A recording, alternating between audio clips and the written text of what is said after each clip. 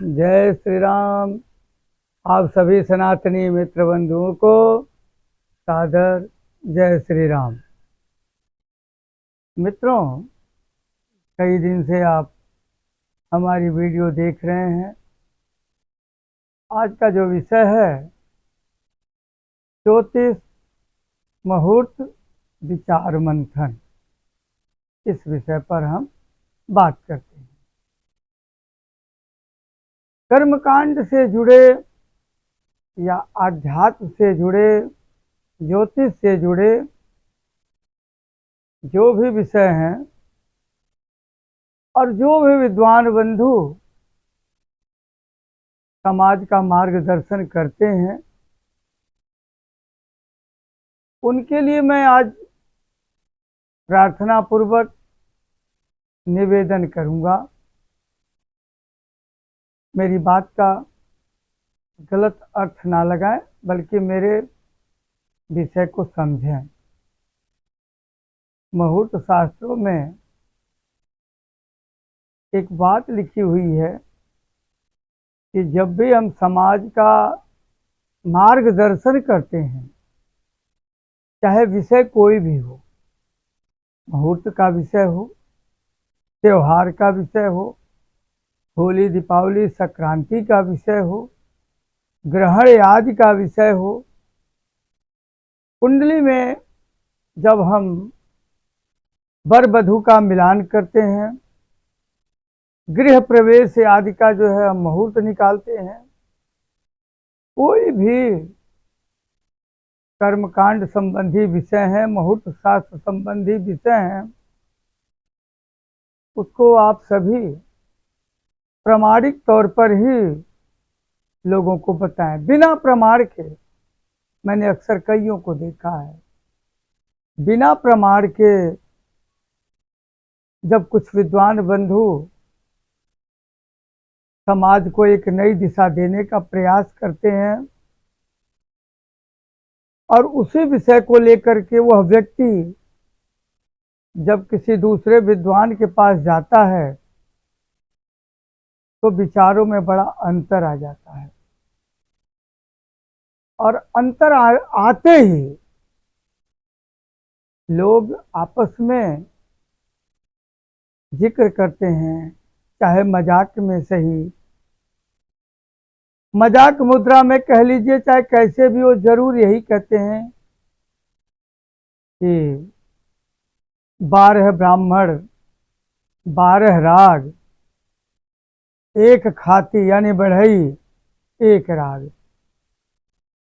मैं विद्वानों से ये कहूंगा कि आप भी एक राग ही बनाइए, 12 राग आप बनाते क्यों हैं?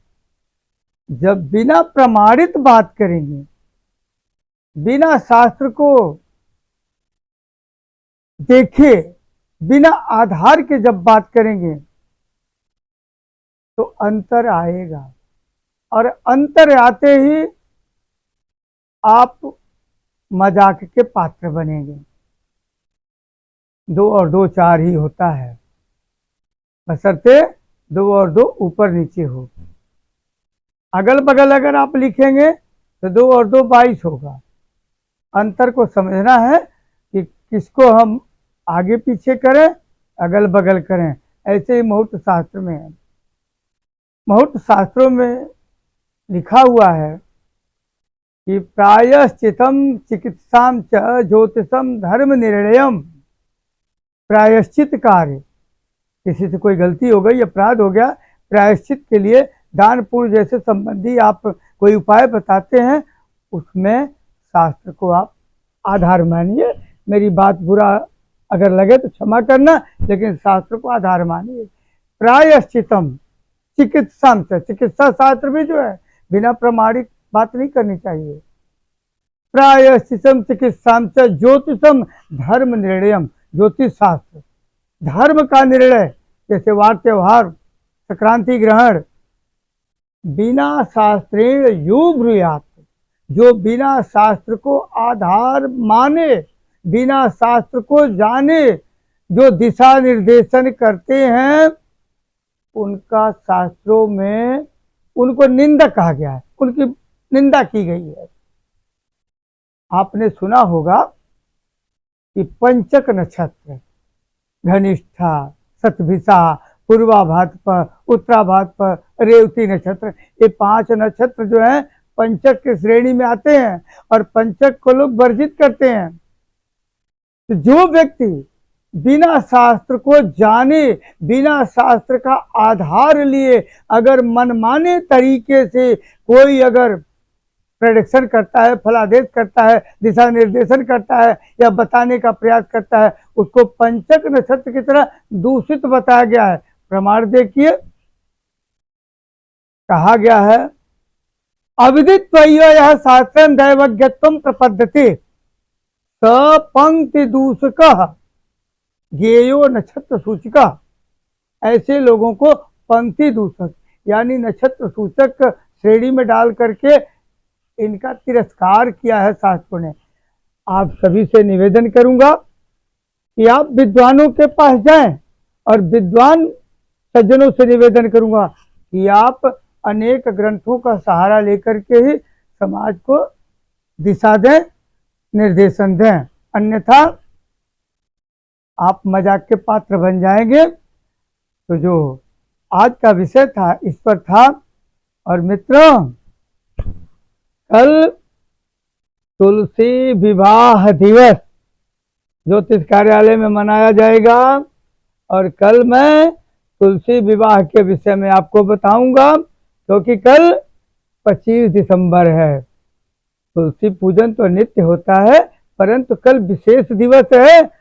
आइए हम अपने बच्चों को अपनी संस्कृति से अवगत कराएं और आज के इस विषय को यहीं विराम देते हुए पुनः मैं आप सभी को सादर जय श्री राम कहूँगा और कल तुलसी पूजन करने का विशेष आग्रह करूँगा। किसी भी प्रकार से जनपत्रिका दिखानी हो, बनवानी हो, महत्व शास्त्र का शोधन करवाना हो तो आप ज्योतिष कार्यालय पर संपर्क करें, नीचे दिए गए नंबरों पर संपर्क करें। सादर जय श्री राम, नमस्कार। जयतु ज्योतिषम शास्त्रम, जयतु भारतीय संस्कृति।